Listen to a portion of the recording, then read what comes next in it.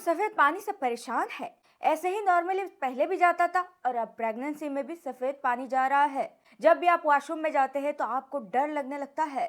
आपके दिमाग में यही आता है, अब क्या करें, इतना ज्यादा सफेद पानी हमें जा रहा है, कहीं इन्फेक्शन तो नहीं है, कहीं हमारे बेबी को कोई प्रॉब्लम तो नहीं हो जाएगा। लेकिन सच क्या है, आइए आपको बताएंगे इस वीडियो में। नमस्कार दोस्तों, मैं डॉक्टर सरहाना चौधरी। दोस्तों, आज मैं आपको बताने वाली हूँ, उनका शरीर एकदम सिकुड़ जाता है, बॉडी कम हो जाती है इसकी वजह से, और इसको वो ट्रीट भी नहीं कर पाती है, और ड्यूरिंग प्रेगनेंसी में भी ये प्रॉब्लम होती है। लेकिन मैं आपको बता दूं, प्रेगनेंसी में ये बहुत कॉमन हो सकता है। कई वुमेन को शुरू में सिर्फ हल्का सफेद पानी जाता है, फिर धीरे धीरे एंजाइटी और कंफ्यूजन बढ़ जाती है। अब बात करते हैं सफेद पानी क्या है और हमारे शरीर में वो कैसे काम करता है। हर बार सफेद पानी जाने का मतलब ये नहीं है कि वो गलत है दोस्तों, वो अंदर से खुद को क्लीन करता है, अपने प्राइवेट पार्ट को। लेकिन जिन लोगों को प्रेगनेंसी है और प्रेगनेंसी में सफेद पानी जा रहा है, तो कुछ चीजों को समझना हमें जरूरी है। सफेद पानी जाते वक्त कौन सा सिम्टम्स है जो हमें इग्नोर नहीं करना चाहिए। अगर हम इसी को समझ जाएंगे तो हमें कोई टेंशन ही नहीं होगा।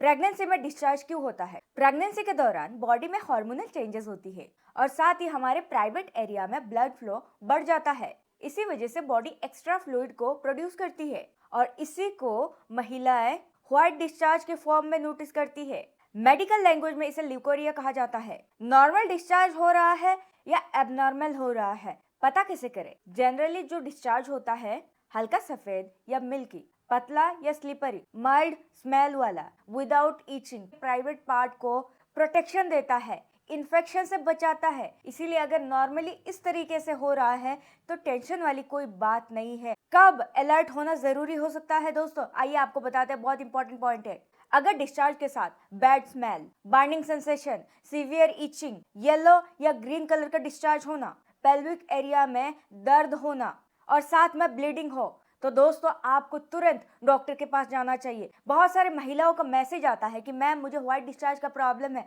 शादी का इतना साल हो गया है फिर भी ये ठीक नहीं हो रहा है। इसका पहले आप समझ लीजिए किस टाइप का हो रहा है, कलर क्या है, स्मेल है या नहीं हो रहा है, ठीक हो रहा है, पतला हो रहा है। और वैसे भी मुझे लगता है ये वीडियो देखने के बाद आपको समझ आ जाएगा कि आपका नॉर्मल डिस्चार्ज है या एबनॉर्मल वाला है। हार्मोनल चेंजेस की वजह से कुछ महिलाओं में फंगल इन्फेक्शन, बैक्टीरियल इन्फेक्शन भी हो सकता है, और इन्फेक्शन अगर हो तो डिस्चार्ज का कलर चेंज होगा, स्मेल चेंज होगा और टेक्सचर भी चेंज होगा। और एक इम्पॉर्टेंट बात, अगर बहुत ज्यादा वाटरी डिस्चार्ज हो रहा है तो उसको भी आपको नॉर्मली इग्नोर नहीं करना है। अचानक से बहुत सारे महिलाओं को पानी जैसा डिस्चार्ज होता है तो इमीडिएटली डॉक्टर कंसल्टेशन लेना इंपॉर्टेंट है। सबसे डेंजरस गलती रैंडम मेडिसिन, इंटरनेट का रेमेडीज, कोई पिल्स, टैबलेट, ये सब लेना शुरू कर देती है खुद से। लेकिन अगर आप प्रेग्नेंट हैं तो प्रेगनेंसी में सेल्फ ट्रीटमेंट रिस्की हो सकता है, इसीलिए कभी भी ऐसा काम मत कीजिएगा।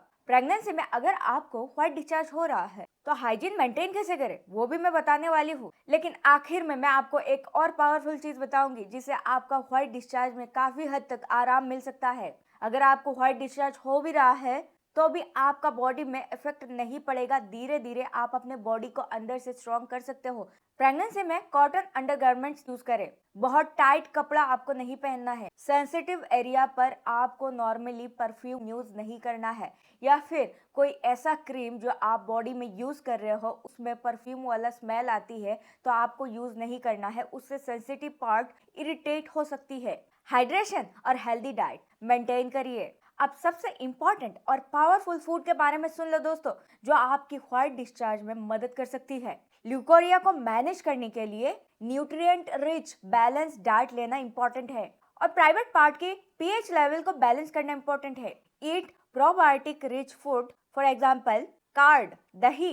नंबर 2, पालक, पालक में आयरन होता है दोस्तों। Number 3, garlic, garlic antibacterial food है दोस्तों। ये 3 चीजें आप अपने डाइट में ऐड जरूर कर सकते हैं। दूसरी बात, कोई भी ऑयली फूड, जंक फूड आपको नहीं लेना है। शुगर, रिफाइंड कार्ब, स्पाइसी और सोर फूड्स, इन सब को आपको अवॉइड करना है।